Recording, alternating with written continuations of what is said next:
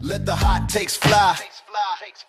Jays and Giants updates around the bases. Box scores, big moments running through the paces. Giants orange burn and Jays blue proud. From the cove to the dome, turn it up loud. Welcome back to Around the Bases, the show where we talk baseball the way fans actually talk about it. I'm your host, Almar, and this week it's just me holding things down on the mic. My co host Armando couldn't make it for this episode, but don't worry, we've still got a lot to get to.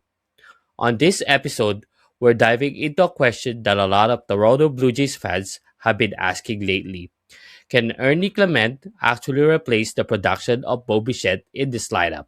What if I told you the Blue Jays might not actually miss Bo Bichette as much as people think? I know that sounds crazy because for years, Bichette, because for years, Bo has been one of the engines of this offense. When he's healthy and locked in, you're talking about a guy who can hit close to 300, rack up hits all over the field, and be one of the most dangerous bats in the lineup. But here's the interesting question heading into this season. Can Ernie Clement actually replace that production? Not replicate the exact style, but replace the impact. And honestly, the answer might surprise some people. When you think about the Blue Jays lineup over the last few years, one name that always stood out was Bo Bichette. He's been one of the most consistent hitters on the team, a guy who could get hot for weeks at a time and completely carry this offense. High batting average, lots of hits, and the ability to drive the ball all over the field.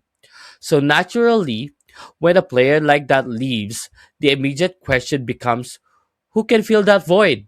And the name that keeps coming up right now is Ernie Clement. Now, if we're being honest, this is not something most fans expected a couple years ago.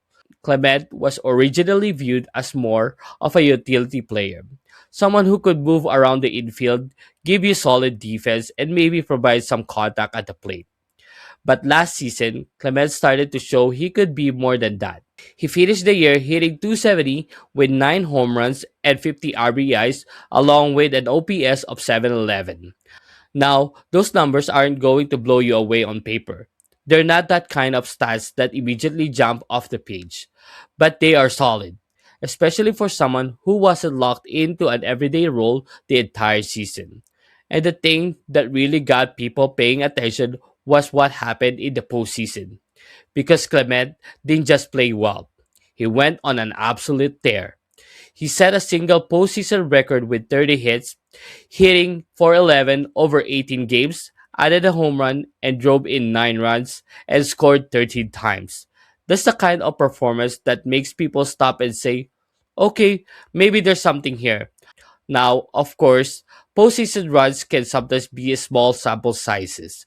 Players get hot, things click for a couple of weeks, and it doesn't always carry over. But what that stretch showed was that Clement is capable of producing when the lights are bright and when he's getting consistent opportunities. And that brings us back to the big question. Can he replace Bo Bichette's production? First, we have to acknowledge that these are two different types of players. Bo is more of a dynamic offensive player. He can hit for average, he has legitimate power, and he is capable of being one of the best hitters in the American League when he's rolling. Clement's game is different. He's more of a contact hitter. He focuses on putting the ball in play, grinding through at bats, and forcing pitchers to work. So expecting Clement to become Bo Bichette overnight probably isn't realistic. But here's the important part. The Blue Jays don't actually need Clement to be Bo Bichette. They just need him to contribute. If Clement can hit somewhere around 270 again, maybe push toward 280, add around 10 home runs, and drive in 50 to 60 runs, that's good production from the middle infield. And when you combine that with strong defense and good situational hitting, that's a player who absolutely helps your team win games. But the bigger picture here is that replacing Bo's production probably isn't going to fall on one player. It's going to be a collective effort. You're going to need contributions from guys all across the lineup. Players like Andres Jimenez, who brings elite defense and can still give you quality at bats. You've got Nathan Lucas, who continues to be one of those steady players that keeps you competitive plate appearances. Then there's Addison Barger, who still has a lot of intrigue as a young bat that could take a step forward. And if those players contribute alongside Clement, suddenly the pressure on him becomes a lot more manageable. Instead of needing to replace everything Bo did, Clement just needs to do his part. And based on what we saw last season and the postseason, there's a reason to believe he can. He showed he can hit for average, he showed he can produce when given consistent playing time. And maybe, most importantly, he showed he's not afraid of the moment.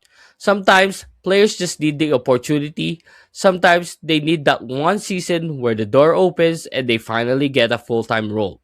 And this could be that moment for Ernie Clement. Now, is he going to become a superstar overnight? Probably not. But can he be a very solid everyday player who helps stabilize this lineup?